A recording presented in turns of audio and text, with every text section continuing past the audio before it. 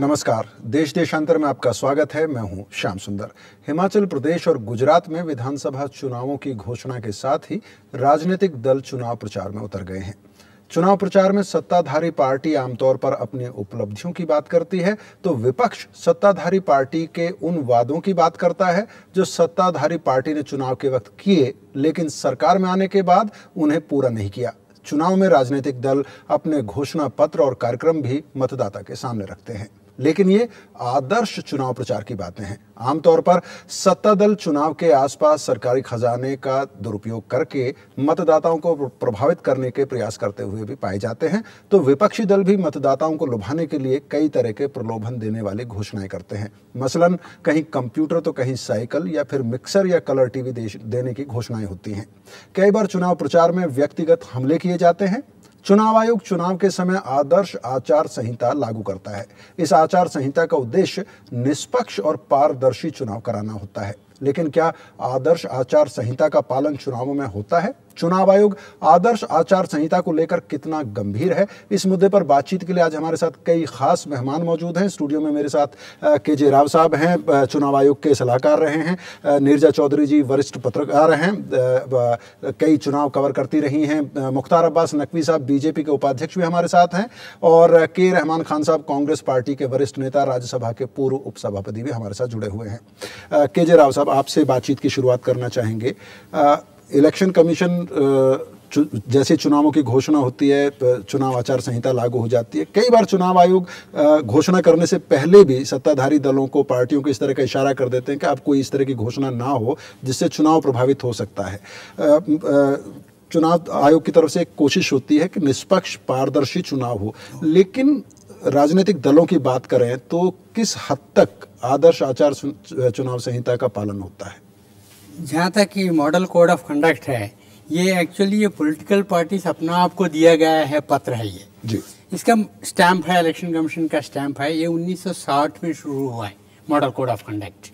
इसलिए bye and large सारा political parties जो है ना उसको मानता है, इवन दो उसका जुडिशियल बैंक वो नहीं है, इवन देन सभी लोग, सभी पॉलिटिकल पार्टीज को मानना चाहिए, और उसको जहाँ तक कोशिश है करते हैं सारा पॉलिटिकल पार्टीज। लेकिन फिर भी हमने आजकल जाके 1980 तक कोई प्रॉब्लम ही नहीं था, उसकी बात शुरू हुआ, ये सारा वायलेशंस होना शुरू कर दिया है, गंभीर रूप से हो रहा है। Model even a by election में भी बहुत गंभीर रूप से उल्लंघन बहुत ज्यादा होने लगा है। नीरजा चौधरी जी, के.जे. राव साहब कहते हैं कि आदर्श चुनाव संहिता जो है ये एक तरह से समझौता है तमाम राजनीतिक दलों का। इसका कोई ये कोई कानून नहीं बनाया गया है संसद में, राजनीतिक दलों के बीच में सहमति है। और पीछे जब बहस भी चली थी कि क्या इसको कानूनी जामा पहनाया जाए, उसमें भी मोटे तौर पर चुनाव आयोग भी और ज्यादातर राजनीतिक दल इसी नतीजे पे पहुंचे कि ये आदर्श चुनाव संहिता बनी हुई है और इसको ऐसे ही चलने देना चाहिए। लेकिन वक्त वक्त पे देखा जाता है कि इसका उल्लंघन होता है। के.जे. राव साहब कह रहे हैं कि पिछले कुछ सालों में ये बहुत बढ़ा है, इवन बाई इलेक्शंस में बहुत ज्यादा दुरुपयोग होता है। तो क्या आपको लगता है कि आदर्श चुनाव संहिता कामयाब होती है निष्पक्ष चुनाव कराने में, या उसका उल्लंघन हो जाता है इसके बावजूद? देखिए, दो चीजें हैं, ग्लास आधा खाली भी है और आधा भरा हुआ भी है। मुझे याद है कि अगर 20-25 साल पहले की बात देखी जाए तो उसमें जो प्रोफाइल बढ़ी है इलेक्शन कमीशन की, एक दबदबा बना है, लोग इज्जत करते हैं, और एक बहुत सिंसियर एफर्ट रहा है इलेक्शन कमीशन की तरफ से कि बिल्कुल नॉन पार्टिजन तरीके से चुनाव फेयर एंड फ्री होना चाहिए। और बहुत हर चीफ इलेक्शन कमिश्नर जो भी आया उस सीट पे बैठ के एक लगा है कि भाई मेरी एक पोजीशन है, एक मतलब तो कहीं ना कहीं ये एक बहुत बड़ी चीज हुई है पिछले 20-25 सालों में। दूसरी तरफ ये भी सही है, जैसे आप कह रहे हैं, मैं आने से पहले ये कोड ऑफ कंडक्ट दोबारा पढ़ रही थी, है क्या इसमें और ये निचोड़ है पार्टियों का, ये सही कह रहे हैं। लेकिन ये उसी तरह है जैसे कि पार्लियामेंट में पार्टियां बार बार कहती हैं या रेजोल्यूशन लाती हैं या अपने को कहती हैं कि हम ये नहीं करेंगे, ये नहीं करेंगे, बस पार्लियामेंट संसद ठीक तरह से चलेगा, पर 10 दिन बाद उसका फिर उल्लंघन उन सीमाओं का उल्लंघन हो जाता है। उसी तरह ये भी है। चलिए राजनीतिक दलों के पास चलते हैं। मुख्तार अब्बास नकवी साहब, आपके पास आना चाहेंगे। हिमाचल और गुजरात 2 जगह चुनाव होने वाले हैं, दोनों ही जगह आपकी पार्टी की सरकार है, और हम जिस आदर्श चुनाव संहिता की बात कर रहे हैं उसमें मेरे पास वो कागज है जो इलेक्शन कमीशन की वेबसाइट से मैंने निकाला है, उसमें यह कहा गया है कि आप राजनीतिक दलों के एजेंडे को क्रिटिसाइज करें, उनकी पॉलिसीज को क्रिटिसाइज करें, लेकिन व्यक्तिगत आरोप लगाने से बचें। इस तरह का कोई काम ना करें जिससे कि किसी व्यक्ति की छवि को नुकसान पहुंचता हो या उनके निजी जीवन पर कोई आप सवाल उठाएं या कोई भी ऐसा आरोप लगाएं जिसके ठोस सबूत आपके पास ना हो, उससे बचना चाहिए। लेकिन भारतीय जनता पार्टी पर यह आरोप लग रहा है, खासतौर पर गुजरात में, कि वो सीमा कहीं ना कहीं आपके मुख्यमंत्री नरेंद्र मोदी ने वहां पे लांघी है। देखिए, पहली बात तो जो अभी आपने इसकी शुरुआत की, बहुत मैं बधाई देता हूं आपको कि एक बहुत अच्छा सब्जेक्ट लिया, आदर्श चुनाव आचार संहिता। देखिए, जो चुनाव होता है वो लोकतंत्र का एक पर्व होता है, और उस लोकतंत्र के पर्व में सभी पॉलिटिकल पार्टीज और पॉलिटिकल पार्टीज से ज्यादा लोगों की भागीदारी, आम लोगों की भागीदारी होती है। उसमें जो आदर्श चुनाव आचार संहिता है, जैसा कि अभी मैं सुन रहा था, राव साहब ने कहा कि 80 के बाद से जो उसके उल्लंघन की घटनाएं हैं वो बढ़ी हैं, मैं कतई नहीं मानता। देखिए, 60 में बना तो उसके बाद जब बना तो उस वक्त, उससे पहले मॉडल कोड जो अब बना है वो चीजें उस समय उल्लंघन हो रहा था, इस कारण बनाई गई। उसके बाद भी उल्लंघन होता रहा, लेकिन क्योंकि आज हम मॉडल कोड ऑफ कंडक्ट हो या ना हो, मीडिया एक इतना पावरफुल, एक बहुत ही शक्तिशाली, एक ऐसा पहरेदार हो गया है जो कि किसी भी पॉलिटिकल पार्टी या किसी भी इंडिविजुअल के द्वारा किसी भी तरह का जो वायलेशन है वो पूरे देश के सामने, पूरे लोगों के सामने आ जाता है। अब सवाल यहां पैदा होता है कि मॉडल कोड ऑफ कंडक्ट की जरूरत जो है, मैं आज की तारीख में देखता हूं कि मॉडल कोड ऑफ कंडक्ट का मिसयूज ज्यादा हो रहा है, यूज कम हो रहा है। क्योंकि अगर आप देखें तो लोग झंडे नहीं लगा सकते, बैनर नहीं लगा सकते, पोस्टर नहीं लगा सकते। किसी को अपने घर पे झंडा लगाना है तो उसको तहसीलदार और डिस्ट्रिक्ट मजिस्ट्रेट से एफिडेविट दे करके परमिशन लेनी पड़ेगी। परमिशन लेके भी रख लिया है तो उसके बाद भी कोई दरोगा आएगा और झंडा उतरवा देगा अगर वो पूर्वाग्रह में है। और उसके माफ कीजिएगा, आपको टोक रहा हूं, माफ कीजिएगा आपको। ऐसे केसेस हैं जी, मैं केजे राव साहब से आपकी इस बात का जवाब जरूर लूंगा, लेकिन आज के अखबारों में जैसे हमने खबरें पढ़ी कि चुनाव आयोग को, आपकी हिमाचल प्रदेश सरकार को कहना पड़ा कि अटल बिहारी वाजपेयी के तस्वीर वाले जो बैग हैं वो ना बांटे जाएं। नरेंद्र मोदी सोनिया गांधी, राहुल गांधी पर पर्सनल अटैक करते हैं। कम से कम राजनीतिक दल जब उन्होंने खुद ये सहमति बनाई है, चाहे वो सत्ता में हो या विपक्ष में। जी, वो हाँ, मैं बता रहा हूं। देखिए, क्या है कि सोनिया गांधी जी कांग्रेस पार्टी की प्रेसिडेंट है, राहुल गांधी जी कांग्रेस पार्टी के जनरल सेक्रेटरी हैं। ये व्यक्तिगत आरोप नहीं हुआ, ये कांग्रेस पर आरोप होगा, और कांग्रेस का जब आरोप की बात होगी, कांग्रेस की कमियों की बात होगी, कांग्रेस ने जो गुजरात के साथ या देश में किया है उसकी बात आएगी, तो उसके प्रेसिडेंट की बात आएगी, उनके नेताओं का नाम आएगा। ये व्यक्तिगत आरोपों के दायरे में नहीं आता। आप ये कह रहे हैं कि वो राजनीतिक, आप ये कहते हैं कि राजनीतिक व्यक्ति हैं। और अटल जी के जो जी पूरी कीजिए अपनी बात। अटल जी का जो बैग वाली बात है, अटल जी का बैग जो है वो चुनाव में नहीं बना है। अटल जी के का जो बैग है उसमें एक योजना है, उस योजना के क्रियान्वयन में, उस योजना के तहत उस बैग में अटल जी का फोटो था, उसमें मुख्यमंत्री का भी फोटो नहीं है। लेकिन किसी कांग्रेस पार्टी की ने शिकायत की अटल जी से, उनको इतनी चिढ़ होगी तो उन्होंने शिकायत की, हम लोगों ने हटा दिया, उसमें कोई प्रॉब्लम नहीं है। जी, के रहमान खान साहब, आपके पास आना चाहेंगे। आपने धैर्य से हमारे तीनों बाकी मेहमानों को सुना। क्या आप मानते हैं कि आदर्श आचार संहिता जो है उसके होते हुए भी राजनीतिक दल कहीं ना कहीं प्रलोभन देने की कोशिश करते हैं, मतदाताओं को व्यक्तिगत आक्षेप करते हैं, और चुनाव प्रचार के दौरान वो भूल जाते हैं कि किस जिम्मेदारी के साथ उनको काम करना है? देखिए, मैं नीरजा चौधरी जी से इत्तेफाक करता हूं कि उन्होंने सही कहा कि इन दिनों में इलेक्शन कमीशन का दबदबा बढ़ा है और इलेक्शन कमीशन मोर और लेस बहुत अच्छा काम कर रहा है। मगर जैसा कि आपने कहा कि पॉलिटिकल पार्टीज इसको मिसयूज कर रहे हैं, अब रहा उसमें और ज्यादा मॉडल कोड ऑफ कंडक्ट को स्ट्रिक्ट बनाना चाहिए। जहां तक आपने कहा इंडिविजुअल जो आरोप करना है ये बहुत ही गलत है, क्योंकि आप देखिए गुजरात में जो नरेंद्र मोदी जी ने कांग्रेस, ये जैसा कि मुख्तार अब्बास नकवी साहब ने कहा, ये एक पार्टी के ऊपर आरोप था, पार्टी के ऊपर नहीं, एक व्यक्तिगत आरोप है। यानी कि आप अगर ये बहुत ही गलत बात है कि जब आप इंडिविजुअल के ऊपर टारगेट करते हैं जो मॉडल कोड ऑफ कंडक्ट के खिलाफ है। क्योंकि आज उन्होंने कहा कि कोई एक मेडिकल बिल फॉरेन टूर के 1,880 करोड़ खर्च हो गए, मगर ये इररेस्पॉन्सिबल स्टेटमेंट था। प्राइम मिनिस्टर की तरफ से भी इसको कहा गया था, इलेक्शन प्रचार में ऐसा ये करना मॉडल कोड ऑफ कंडक्ट के विरोध एगेंस्ट है और इलेक्शन कमीशन को इसका नोटिस लेना चाहिए। और इस तरह के और पॉलिटिकल पार्टीज की भी जिम्मेदारी है कि मॉडल कोड ऑफ कंडक्ट को सही तरीके से हम जारी करें और उसके ऊपर यकीन रखें, क्योंकि ये सबके हक में है, लोगों के हक में है। इसलिए हम कभी भी मॉडल कोड ऑफ कंडक्ट, जैसा कि पहले कहा गया राव साहब ने, कि ये पूरे पॉलिटिकल पार्टीज का कंसेंसस से बना हुआ मॉडल कोड ऑफ कंडक्ट है। इसलिए हमारी जिम्मेदारी होती है कि हम इस कोड ऑफ कंडक्ट पर हम ज्यादा चलें और उसे पूरी तरह से निभाने की कोशिश करें। जी, के रहमान खान साहब बने रहिए हमारे साथ। नीरजा चौधरी, अब मैं आऊंगा के राव साहब आपके पास भी। हालांकि मुख्तार अब्बास नकवी साहब ये कहते हैं कि राहुल गांधी हो या सोनिया गांधी हो, दोनों कांग्रेस के बड़े नेता हैं, पदाधिकारी हैं, वैसे में अगर उनके ऊपर कोई सवाल उठाया गया है तो वो व्यक्तिगत आक्षेप नहीं है।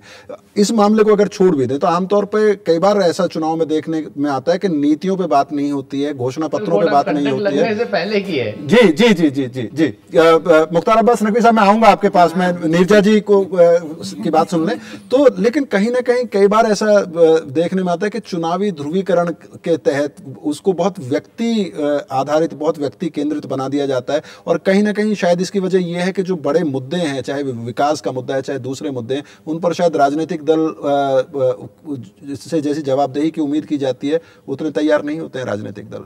नहीं, वो बात आपकी सही है कि बहुत पर्सनलाइज अटैक हो जाता है चुनाव के दौरान, जिसमें एक अनप्लेजेंट भी हो जाता है। जरूरी नहीं कि हमेशा हो, लेकिन ये सही है कि असली मुद्दों से हम हट जाते हैं। अब हाल में कुछ चैनल्स ने ये उठाया था सवाल, जैसे कि ओबामा और रोमनी का डिबेट हुआ और इश्यूज पे हुआ, अलग अलग इश्यूज को लेके। उस तरह से हमें शायद उस तरफ बढ़ना चाहिए चुनावों से पहले कि नरेंद्र मोदी और कांग्रेस अगर हैं गुजरात में, नरेंद्र मोदी ने असलियत में क्या किया है और उनको फेस करना पड़े कि कांग्रेस क्या कह रही है उस असलियत के बारे में, ताकि ये नहीं कि वो कहीं और बोले ये कहीं और बोले।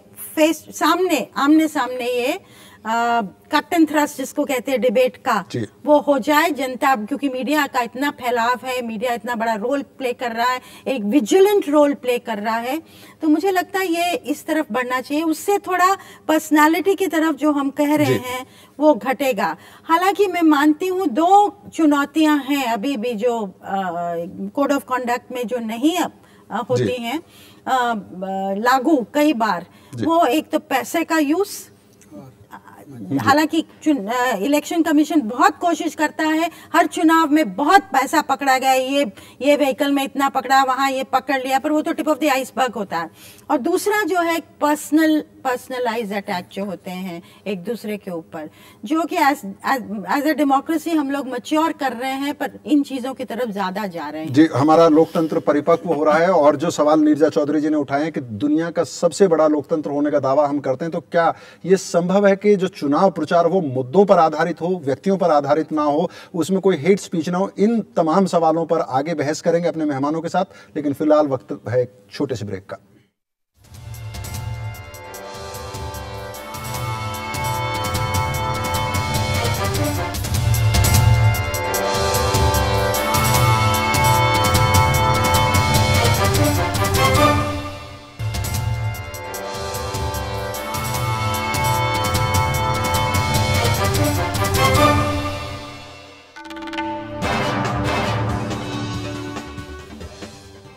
देश देशांतर में एक बार फिर आपका स्वागत है। आज हम चर्चा कर रहे हैं चुनाव प्रचार और आदर्श चुनाव संहिता की।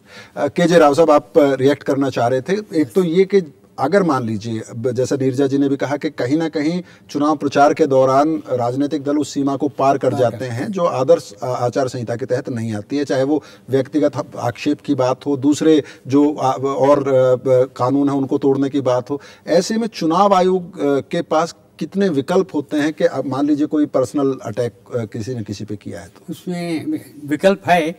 उसको इलेक्शन कमीशन सिंबल ऑर्डर है 1968 में बना गया है, उससे उसके हिसाब से एक नोटिस दिया जाता है पॉलिटिकल पार्टीज को भी, और जो वायलेट किया है इंडिविजुअल अगर करेगा तो कैंडिडेट जो है उनको भी नोटिस दिया जाता है कि भी तुमने model code of conduct violate किया है, लॉफुल आर्डर्स है इलेक्शन कमीशन का, उसने तुम उसको तोड़ रखा है, इसलिए जो है ना तुम्हें नोटिस दिया जाता है कि तुम्हारा जो है सिंबल जो है पार्टी का सिंबल क्यों ना हम जो है ना इसको सस्पेंड नहीं किया जाए।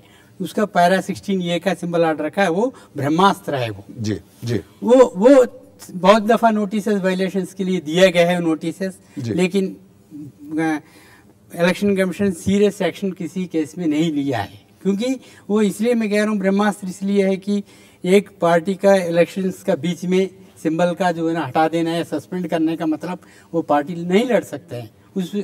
उस समय में क्या कर सकते हैं इलेक्शन कमीशन, इसलिए वो है वो ब्रह्मास्त्र, इसीलिए नोटिस देते हैं, उसको सुनता है पार्टी को, और नेचुरली वो जो भी वायलेट करते हैं उसको माफ़ी मांगते हैं, और वो भी है फर्दर जो भी है ऐसा काम ना करे जी वो करते हैं। लेकिन एक चीज़ मैं ये भी बताना चाहता हूँ, लेकिन maximum political parties money power तो है ही है।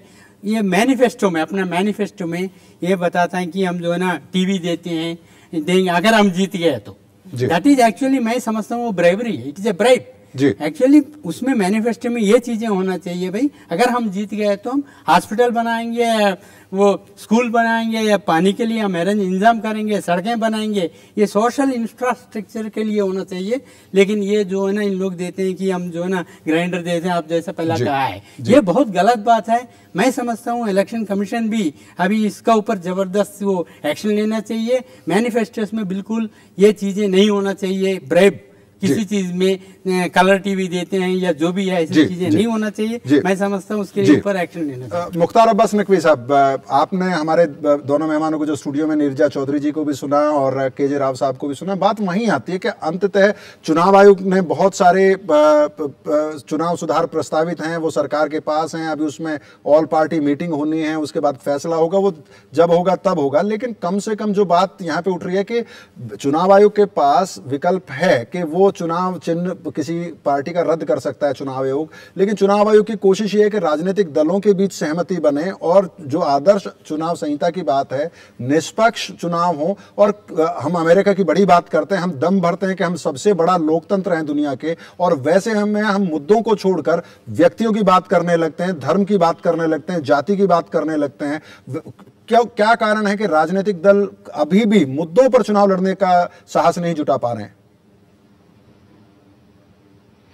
देखिए, मुद्दों पे चुनाव होना चाहिए, ये मैं आपकी बात से सहमत हूं। और मुद्दों पर जो अभी नीरजा जी ने एक बात कही, मैं तो स्वागत करता हूं कि पॉलिटिकल पार्टीज और पॉलिटिकल पार्टीज की जो लीडरशिप है वो आमने सामने मुद्दों को लेकर के, चाहे वो डेवलपमेंट का इशू हो, चाहे और उससे रिलेटेड इश्यूज हो, उस पर सामने आमने टेलीविजन के माध्यम से भी चर्चा करें, तो एक नई शुरुआत और एक अच्छी शुरुआत होगी।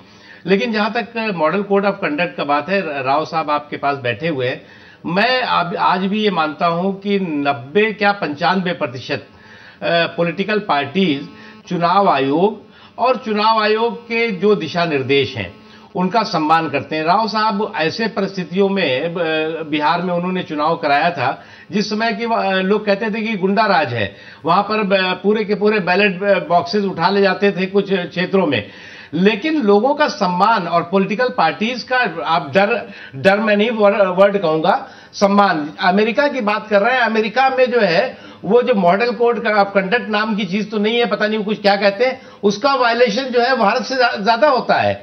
वहां पर भी जो है वो धन बल का भी अलग अलग तरह से इस्तेमाल किया जाता है, क्योंकि वहां पर जो है वो वहां पर प्रतिनिधि वोट करते हैं।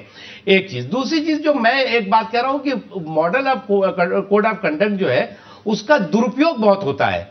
और दुरुपयोग होता है राजनीतिक पार्टी और खासतौर से जो सत्ता में पार्टी होती है, वो अगर वो पार्टी निरंकुश है और वो पार्टी हारने की स्थिति रहती है तो अपने विरोधियों पर इतने मुकदमे लगवाती है मॉडल कोड ऑफ कंडक्ट के नाम पर, जबकि किसी धारा में नहीं है। लेकिन उसके साथ हर स्टेट में एक धारा जोड़ रखी है। अभी यूपी में एक उन्होंने क्रिमिनल लॉ एक्ट बना दिया है, अब उसमें जमानत नहीं होगी कार्यकर्ता की, तो सैकड़ों लोगों को जो है वो जेल भेज दिया गया उस इलेक्शन के टाइम में।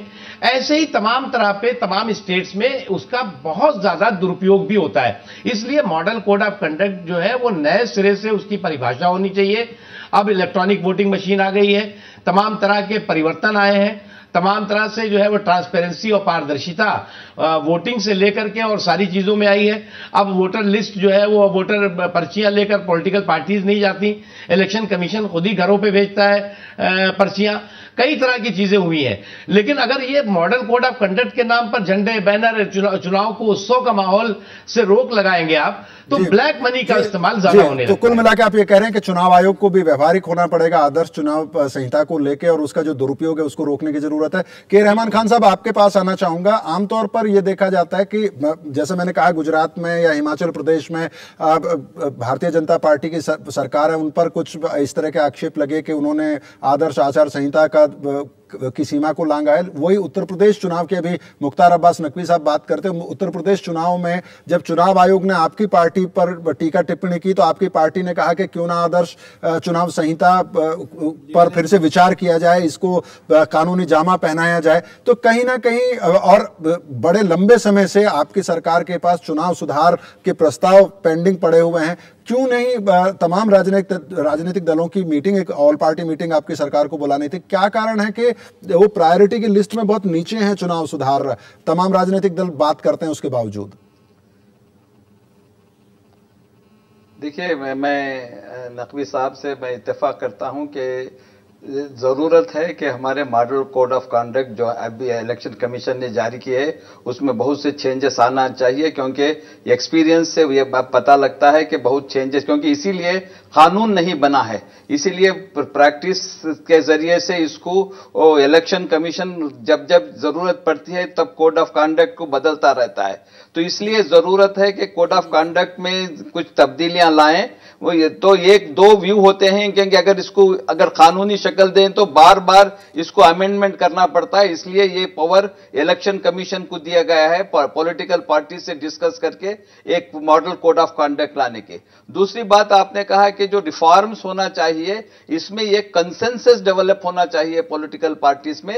इसमें कहीं ना कहीं कमजोरियां हो रही हैं पॉलिटिकल पार्टी से, ये बहुत जरूरी है मुल्क की जमहूरियत के लिए, डेमोक्रेसी की मजबूती के लिए, पारदर्शिता इलेक्शन में आने के लिए। एक हमारे इलेक्टोरल रिफॉर्म्स भी होना चाहिए, और जो हमारे मॉडल कोड ऑफ कंडक्ट हैं, जैसा कि हम पैसों का दुरुपयोग होता है, लिकर का दुरुपयोग होता है, और इसी तरह से रिवीजन ऑफ इलेक्टोरल रोल्स में भी कुछ कमजोरियां हैं, इन तमाम को लेके एक कंसेंसस डेवलप करके इसमें मैं इत्तेफाक करता हूं कि जल्दी से इलेक्टोरल रिफॉर्म को लाना चाहिए। और हमारी पार्टी की भी यही कोशिश है कि कंसेंसस डेवलप करके कुछ इलेक्शन रिफॉर्म्स लाएं। जी मैं केजरीवाल साहब आऊंगा। नीरजा चौधरी जी, जब चुनाव सुधारों की बात आती है, पिछले कई सालों से चर्चा चल रही है, डॉक्टर एस.वाई. कुरैशी थे तो उन्होंने बहुत जोर लगाया कि चुनाव सुधार लागू हों। कई बार वो प्रधानमंत्री से भी उनकी बात हुई, कानून मंत्री से चिट्ठी उन्होंने लिखी, उन्होंने जवाब दिया।